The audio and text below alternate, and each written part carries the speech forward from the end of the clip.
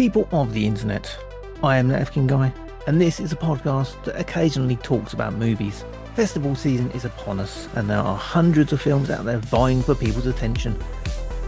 This be one of them. Today, Total Cult Zone presents 40 Acres. I know I've been hard on you. Let's go. Takes hard work to survive. Let's go. I got the 24 to Freeman 1. You copy? Ain't nobody pushing the seed through the soil, is there? Oh man. Are there any others like us? Ain't nobody else out there like us. Freeman 1, you copy? We don't need nothing and nobody. Reload. Work now.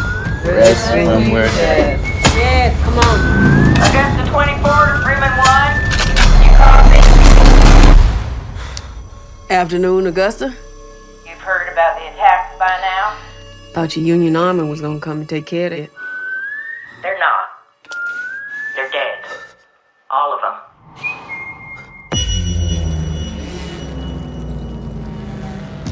That was all fascinating stuff we didn't record there. Pitching about a screener app.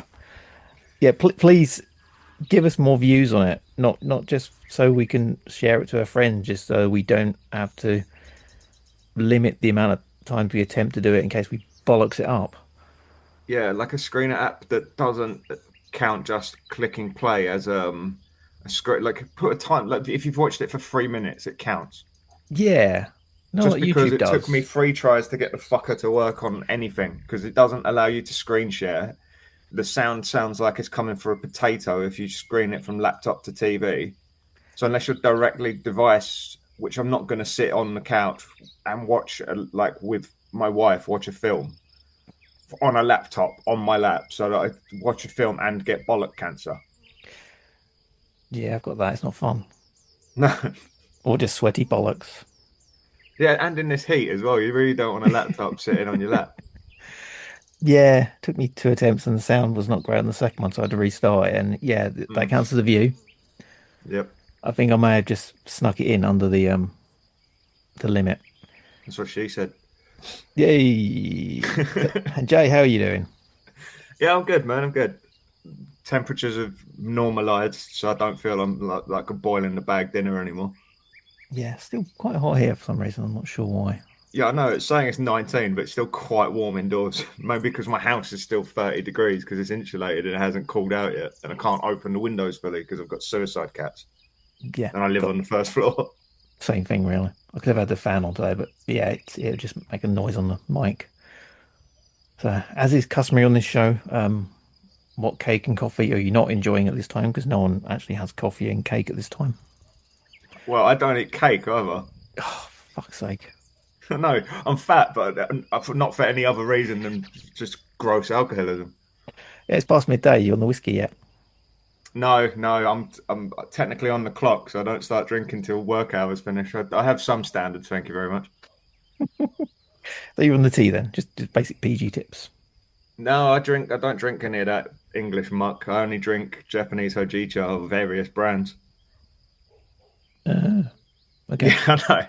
I have done for about fucking 15 years, to be fair. It's better. It is better. It does get you mugged off on site when you bring your own little tea bags in. Where's the milk? Oh, it's Japanese tea. Ooh, fucking la-di-da. You're going to drink it with chopsticks? No, obviously, you fucking moron. Oh, racism. Real conversations that have actually happened on building sites. Don't get me started on where they think my wife's anatomy is either. Oh, yeah, I've heard those ones. Yeah, real person. You live near him. Oh, dear God. Yeah. Let's not dox him. Actually, just give me his address offline now. Firebomb his house. I thought you'd ask 5 minutes on this so I can get away with saying that on YouTube without getting banned. Yeah, you got to get past the first couple of minutes so we can get the advertisers on board. At least 5 minutes before you say the C word. How long we gone? Not long enough, probably. Chocolate. Coffee. I'm on the Algerian coffee again. I've got sweet Vietnamese today. It is lovely. Okay. Yeah. See, I don't know because I'm honest. I was a bit of a coffee snob for years. I did enjoy it, and I drank loads of them. But there comes a point where I'm pretty sure it just comes down to roasting. They more or less taste the same. They're very similar. There's a different note here and a bit of fruit there, but they all, like, every single coffee bean originates from Ethiopia. Like, every single one all comes from the same. They only natively existed in Ethiopia. Yeah. I had this conversation with someone else the other day. It pretty much comes down to they're bitter or chocolatey. Yeah, or slightly fruity occasionally. Yeah, you might get the occasional note here and there, but it's only if they really gimmick it up, you'll notice something. And this one's I think the beans have been rolled in vegan butter.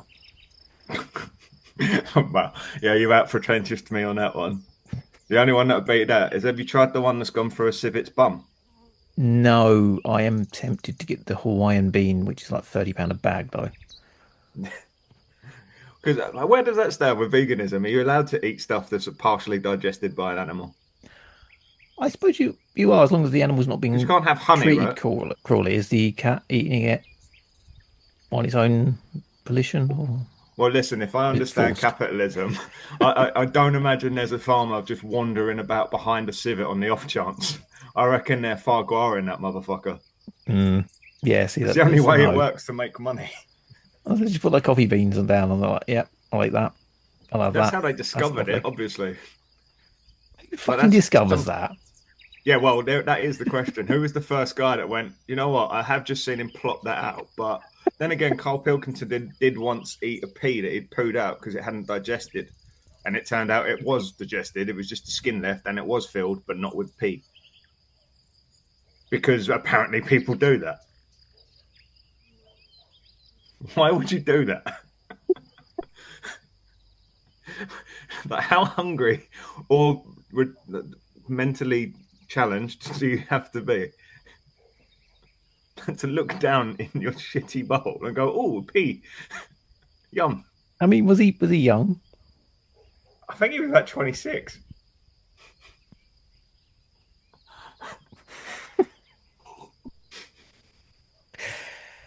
Moving on. You been up to anything else aside from, maligning the greatest film ever made on Discord? Listen, if you enjoy it, you enjoy it. All I'm saying is Bloodsport does not hold up. It holds up. No, it doesn't. It's the greatest Street Fighter movie ever made.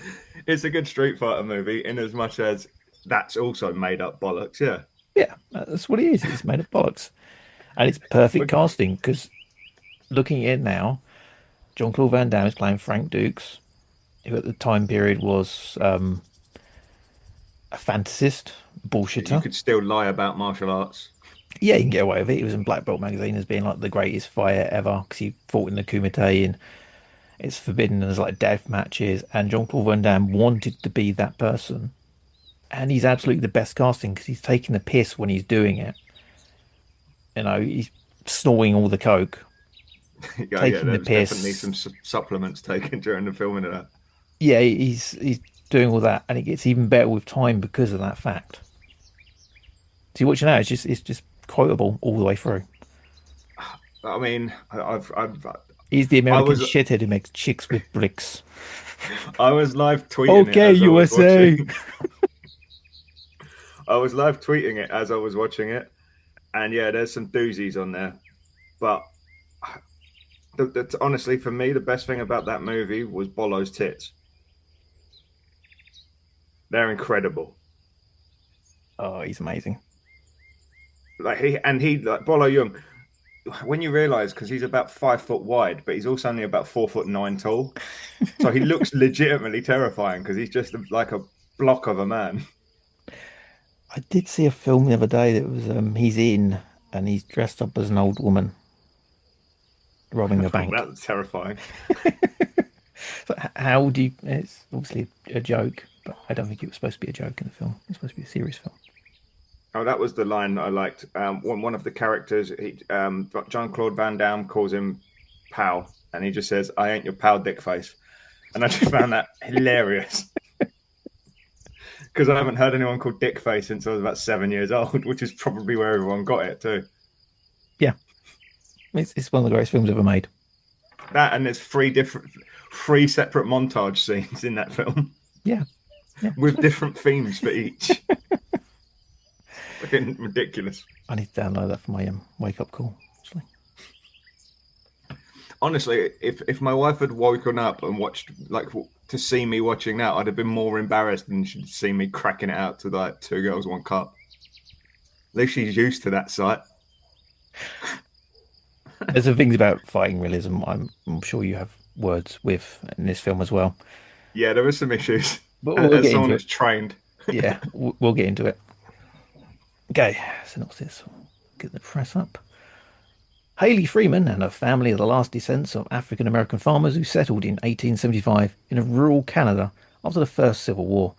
In a famine-decimated future, they struggled to make their last stand against those intent on taking their home. There you go. That's the synopsis. It's a siege movie, right? Siege movie. Yeah. Yeah. Basically. Pretty much the trailer puts it out as a siege movie. Synopsis says it's a siege movie. The opening credits says like a little thing up there. Like 14 years after a fungal pandemic decimated 98% of the animal biosphere. 12 years ago, a second civil war broke out as a result of global food chain collapse. And 11 years ago, famine spread across the planet. Now the most valuable resource is farmland. So it's a siege film, right? Mm. It also sounds like it was put out as a propaganda piece by the Farmers Alliance, to be fair. They really didn't like that inheritance tax that Labour brought in. Yeah, if you didn't get it from that, you can see it from the exposition wall later in the film, in the little radio bunker. All the headlines are on the wall. I don't know why you keep that up, really. Yeah, just a reminder of the worst things that ever happened in your life. It's great in the trailer. You see it and you go, okay, that's is it just for the trailer? But no, it's actually in the film. It is. Yeah, Civil War, pandemic, animals dying. I suppose you're selling it short if you said this was a siege horror film, because there's a lot in it. Yeah. I would actually call it a family drama with some guns. Yeah, it's good. Once you get past like the initial violence, and there's a lot of that, and it's great, quite honestly. There is, it is a kind of a growing up drama, like family drama. It's almost like a typical Canadian kind of what's the channel that does all the superhero shit for Canada? No, it's just a Canadian thing. They do all the TV offshoots of all the DC stuff, but I can't. The CDU or something like that. CW, that's it. So it's kind of like that, but better. Obviously, it's not hammy. The acting's really good in this. I should point out, like everyone, the performances are phenomenal for the most part. Yeah, it does start off well. We've got like the siege bit where they're kind of dispatching people, and that was the trailer pretty much. Mm-hmm. Yeah, the trailer was essentially the first 5 minutes of the film, just compressed a bit. Which I was expecting the entire film to be like, because I'm a fan of like those siege films. You know, Night of the Living Dead's a siege film. Saw on Precinct 13, my favourite films. I'm expecting that. Get the family drama. Okay, fine. This is basically Home Alone with more guns. Yeah, I've got a few issues. Okay. Chat about though. It looks very clean. It's been 11 years since famine and civil war and pandemic. Over a decade, and everyone looks very clean still. Yeah, well, they did have soap, so. I mean, this shirt's like 10 years old. It's a wreck. They clear that all up with the very simple, she was in the military, so therefore she's awesome at everything because soldiers. Yeah. No cussing after delivering a headshot to someone. Yeah, that was quite funny, actually. I did find, because again, those people do exist. There are people like in the South, because although this is set in Canada, she has a very Southern accent and was probably originally from the South as a character as well as the actor.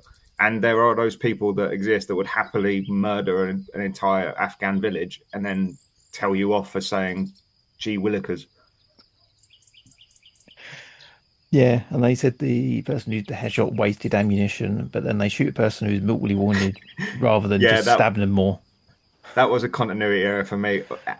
In as much as she had just shot someone in the head as well. Yeah, think those things lingered throughout the film, and it was that whole thing of this is quite enjoyable, but at the same time, there's something off with it. But see, for me, I think that was intentional because I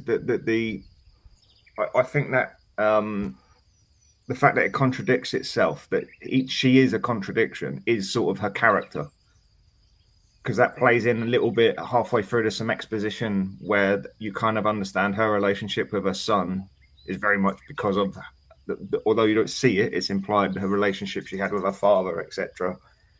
So she is sort of a walking contradiction in a way. Because as you say, she's quite comfortable shooting people in the face without asking any questions, but she'll get upset with you if you put your elbows on the table at dinner.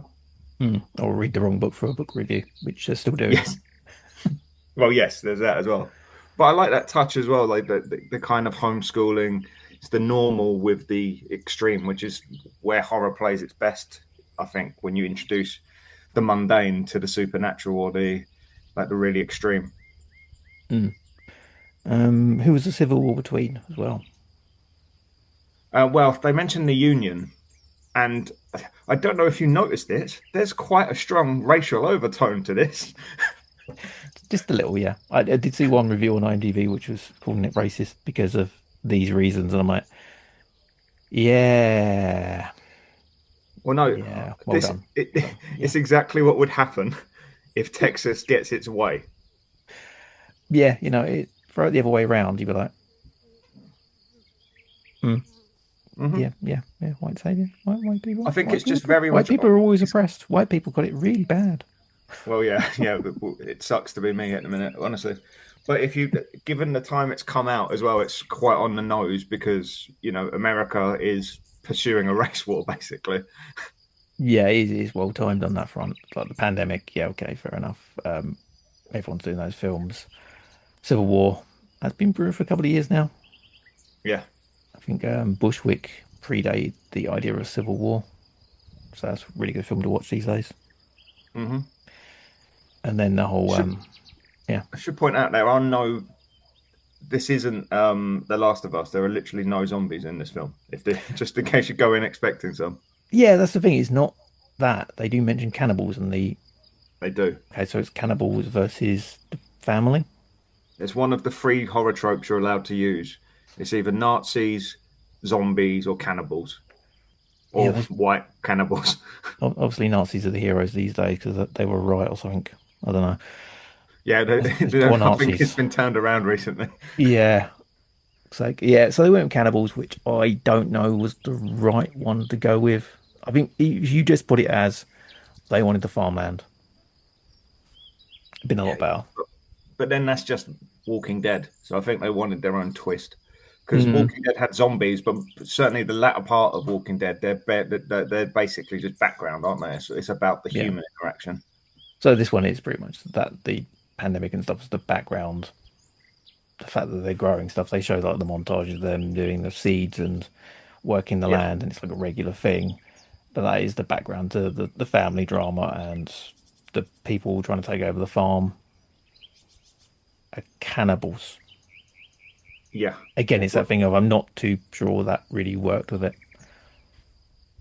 Yeah, they do sort of imply they want to take over the land, but they've taken over loads of other farms, you find out, and they just kill everyone and eat them and then fuck off to the next one. So I don't really see... Like, my whole thing is your plan is short-sighted because sooner or later you're going to run out of food. I did write it down. It's like it's not sustainable. If they were capturing people and making human farms, which would have been like that would have worked great as a horror premise. Just farming humans and then eating them. Because it's kind of disgusting to think about. Is like, okay, you're farming humans. That's scarier than cannibals on its own. Yeah. But I think they could have handled that better. But I am nitpicking because, quite honestly, I watched the whole thing and I wasn't bored for a second. And it was only when it finished that I realised it runs nearly 2 hours. which ain't a bad achievement. Yeah, I just think like cannibals is a bad guy. It's just. I mean, yeah, Is it a pro-vegan film? Yeah, it's That meat it's a eaters woke couldn't movie. wait. Meat eaters couldn't wait. They have to eat meat. I've got to have meat. I'm just going to eat a human instead. I mean, I do know people in my life that would rather murder everyone they know than take 3 months to grow some tomatoes.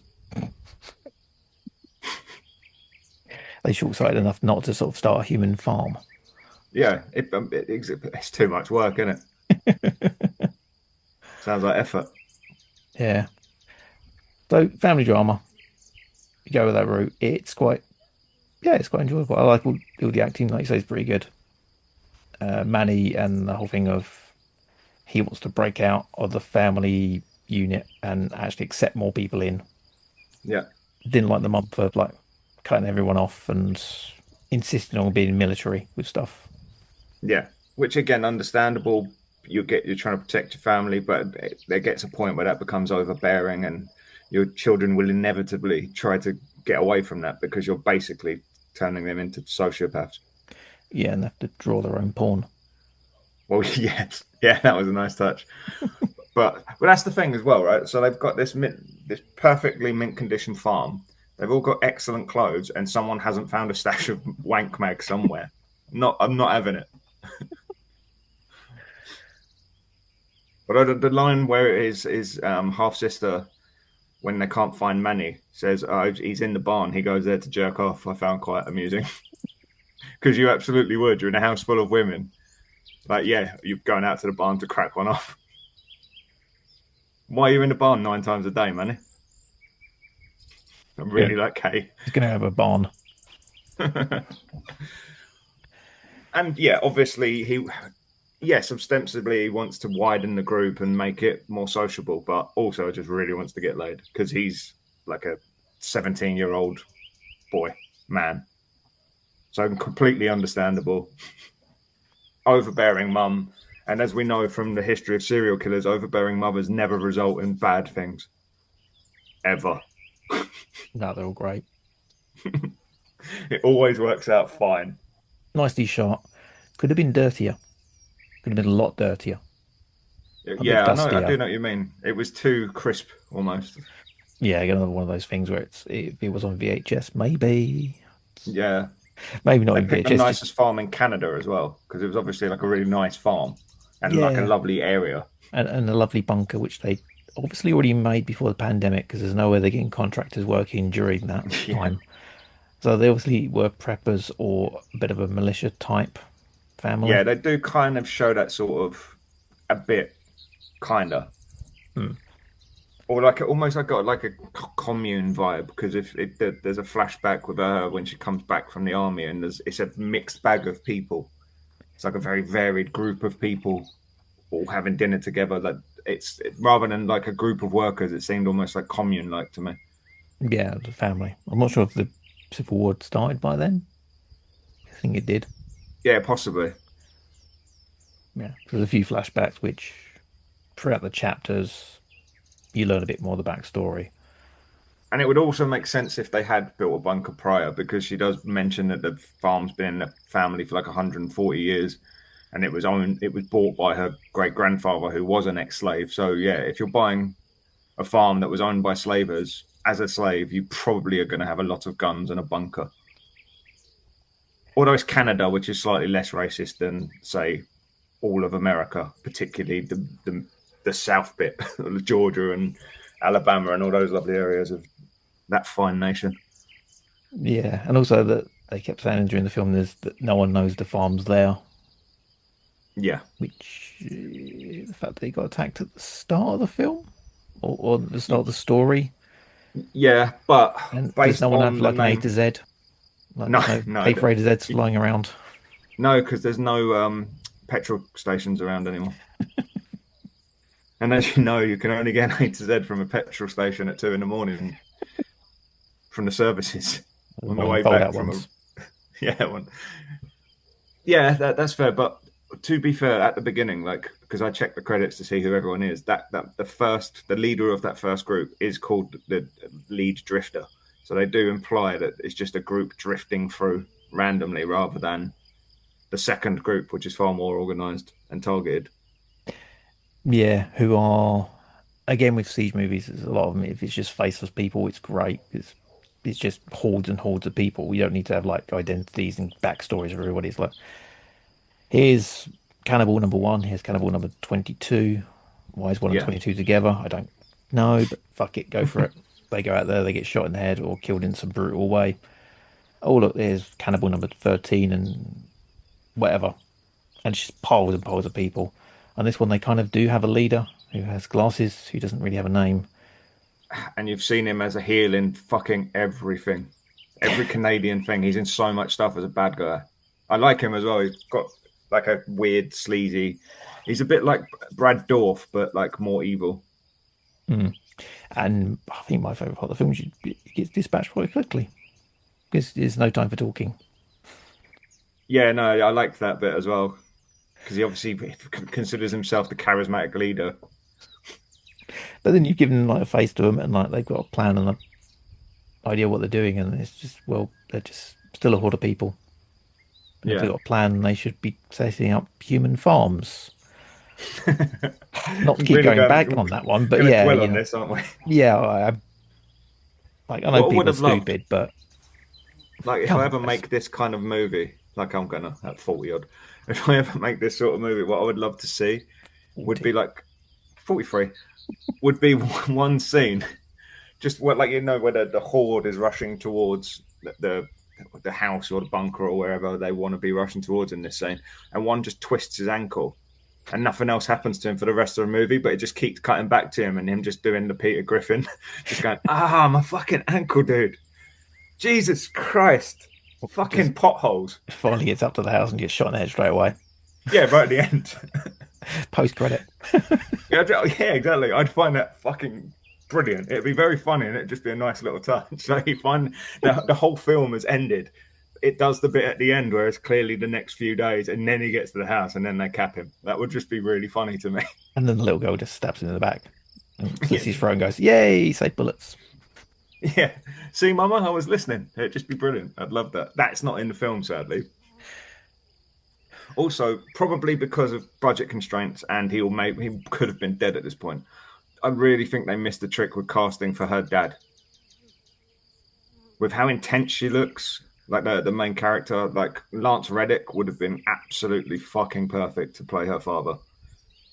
Because the main actress is really good. Like, her intensity really works. She plays that mean, like, badass really well. But all I could see was like, yeah, that looks like Lance Reddick's daughter. It's not. I checked. So, strong recommend from you. Yeah, look, I kind of saw it where it was going. I saw all the kind of bits. Yes, obviously the kind of switch they were going to do was going to be what it was going to be. But yeah, I enjoyed it overall. As you said, it's a family drama plus like comic book level violent sort of action suspense. Some of the bits, action horror scenes are bits. really well done. Yeah, there's some good, like, it's very gory. I don't know if you've ever seen Punisher Warzone sort of way. Like, it's comic booky and very violent at the same time. And I love Punisher Warzone, so that is a high recommend from me. Yeah, second best Marvel film. Yeah, I agree. Best Punisher ever by far. Don't even come close. Might forgive you for the Bloodsport thing there. But yeah, no, I loved it overall. Yeah, there's some quibbles, but like, I think if you like that kind of film, it's very much got a Walking Dead vibe, or obviously Last of Us, or if you've seen Sweet Tooth, it's got that kind of same kind of premise, but it works for me. And obviously, like, the very obvious racial overtones, because the entire kind of heroes of the film are a Black and Native American mixed race family, and all of the baddies are white guys. Poor But they white would guys. be. Poor white guys. To be fair, it's Canada. Canada has not treated its native population much better than the Americans did. It would be like that. It just would. Sorry, white guys. We are the worst. Yeah, I think the promotional team probably need to slap upside their head though for the way they've pitched it. because you're not going to go into the film enjoying it fully if you're expecting siege film. Because it's like it's like the first 5 minutes and the last half an hour maybe. Yeah, the trailer takes it in a different direction, and that element is there, but it is very much a family drama for the middle bit. Yeah, I've got it down as quite enjoyable, but there's lots of stuff I'm kind of in the back of my mind. I'm going, they're at high alert and they're all having dinner and no one's on watch, and they know the security system has failed a few times. Yeah, it's that thing of something doesn't sit right with me on it, but it's good. It's not the film I was expecting. It's why every modern horror movie has to be set in an area with no fucking phone signal, because you have to build a failure in somewhere. Because otherwise, every horror film would be, I think there's someone in the woods. Hello, police? Yeah, cool. No worries. End of film. Like that, you have to have that failure built in, but obviously it can take you out of it. I would add, I would absolutely murder hundreds of people if they tried to nick my spice cabinet. So 100% with him on that one. Yeah, so 40 Acres will be in UK cinemas from the 1st of August and on digital download from the 4th of August. You can find it. I'm not saying exactly where it's available, but fucking Google it. Do your own work. All the usual places. Yeah, possibly Shudder. Yeah, probably. Okay, where can we not find you online? Yeah, well, I'm not on the hellscape. You pretty much just find me occasionally lurking on Blue Sky, although I'm not very active on there. And our own Discord, which has got like 12 people I talk to, so probably not going to fight. But although if you're listening to this, you've probably already found me on there, to be honest. Yeah, all disagreeing with Bloodsport analysis. Hopefully. Listen, all I know is that only Mark came to your defense. Joe. Oh, and Joe, yeah, sorry. Bad film aficionados. And you can find me at totalcultzone.com. You can go on there now for the first edition of the Total Cult Zone zine, which is my new website, zine, blog thingy, and some bonus art, some writing among the links to social media and all of my other projects. There's even a mixtape on there you can find. Nothing shows your age more than the fact you still use zine. Zines are back in. Yeah, again, so's vinyl, you old fuck. Print media is coming back. It kind of is, actually. Yeah, everyone's doing their own websites these days as well, but actually making a destination because social media is so fucking bollocks. Yep. I'm on Blue Sky somewhere. You can find the link on my website, totalcultzone.com. Go there. Enjoy it. Really enjoy it. Bye. Peace. Oh, it's over 5 minutes. Cunts. Oh, yeah, we.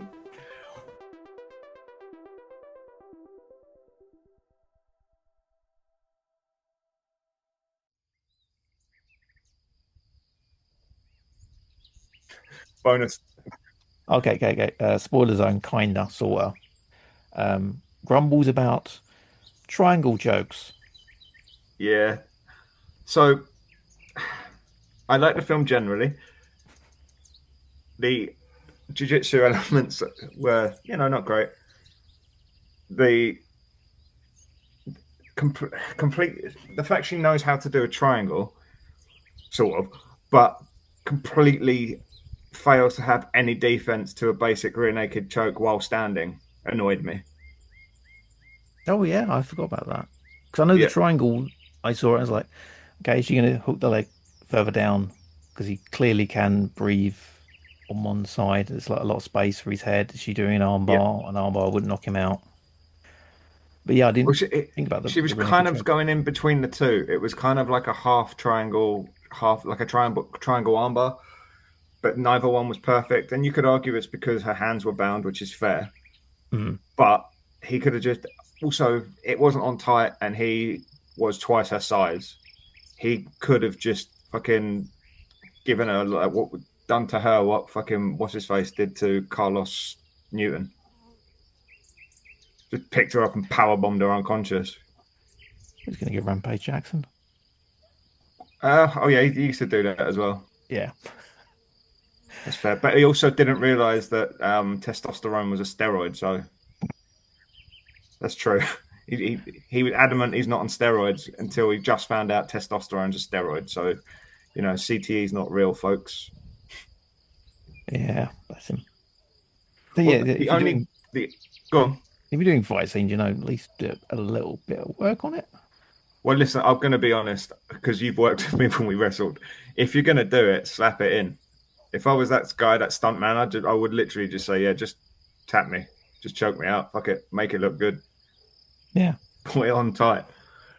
Like the only submission I've seen in TV or movies that is worse than that was Harry and the Hendersons doing a fucking rear naked as the Trinity Killer.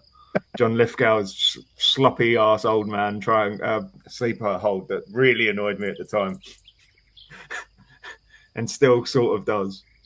Really being really picky about this, aren't you? Yeah. But then he played a psycho old man in a retirement home recently. So all is forgiven, John. All is forgiven. Yeah, seriously, watch the Rule of Jenny Penn if you want to see more of that sort of thing. And sloppy sleepers.